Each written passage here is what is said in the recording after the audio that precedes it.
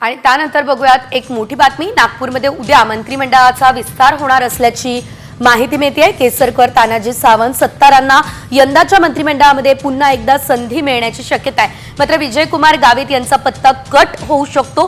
दिलीप वळसे पाटील आणि आत्राम यांना पुन्हा संधी मिळणार का हे बघणं महत्त्वाचं असेल।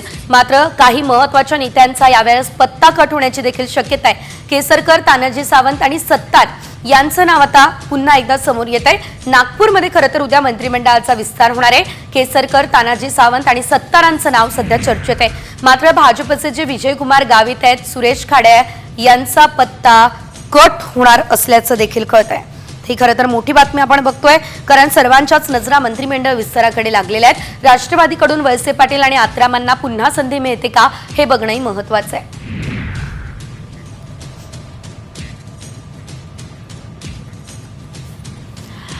याशिवाय मंत्रिमंडळाचा उद्या विस्तार आहे, त्यामध्ये शिंदे सेनेकडून कुणाला पुन्हा संधी मिळू शकते आपण बघतोय।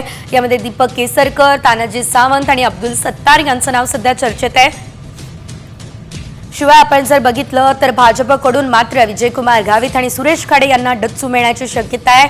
हे दोघेही या आधी सरकारच्या कार्यकाळात मंत्री राहिले आहेत। मात्र अजित पवार गटाकडून दिलीप वळसे पाटील आणि धर्मराव बाबा आत्राम यांना पुन्हा एकदा संधी दिली जाऊ शकते, पुन्हा त्यांना मंत्रिपद मिळू शकतं।